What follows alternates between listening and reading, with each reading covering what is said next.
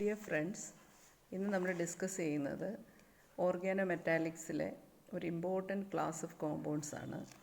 അതിൻ്റെ പേര് മെറ്റലോപോർഫൈറിൻസ്. മെറ്റലോപോർഫൈറിൻസ്.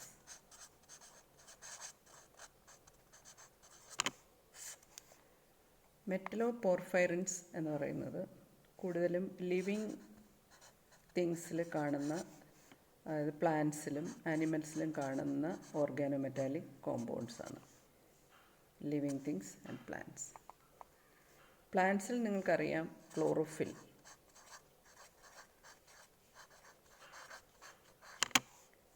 ലിവിങ് ബീങ്സിൽ കാണുന്ന ഹീമോഗ്ലോബിൻ, മയോഗ്ലോബിനൊക്കെയാണ് അവിടെ നമ്മൾ ഹീം പ്രോട്ടീൻസ് ആണ് പറയുന്നത്. Haem group, mainly in blood.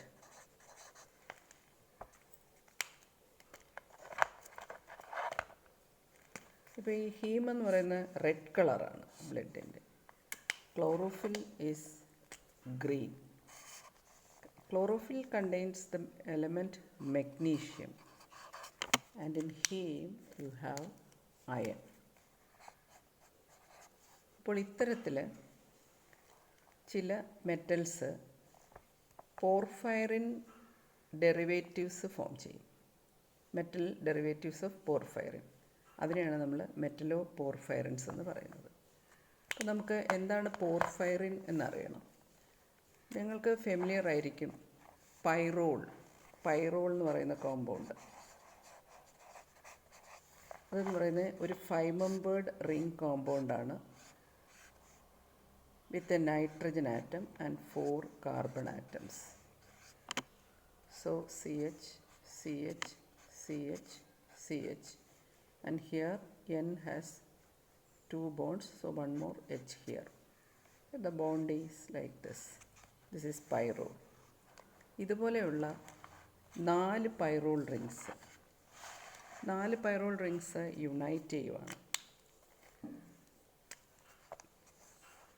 അത് നമുക്കിങ്ങനെ റെപ്രസെൻ്റ് ചെയ്യാം.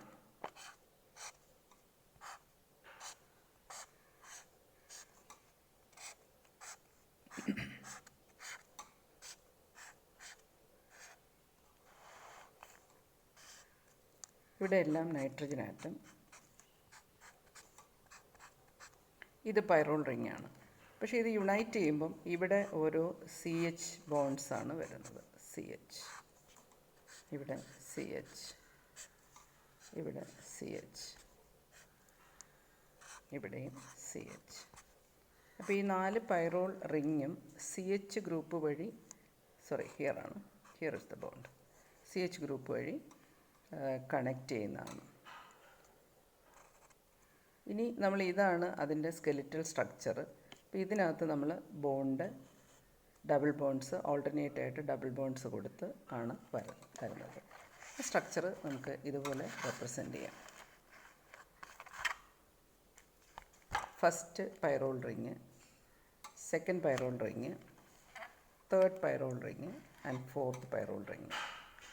ഇവിടെ nitrogen, 4 nitrogens connected by 4 CH groups.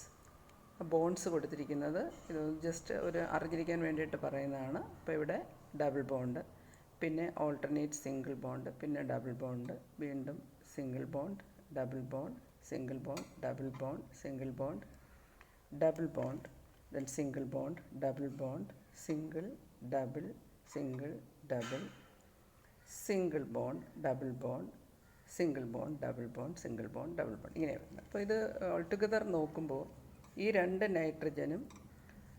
നൈട്രജൻ്റെ 3 valencies ഈ റിങ്ങിൽ തന്നെ സാറ്റിസ്ഫൈഡ് ആയിട്ടുണ്ട്.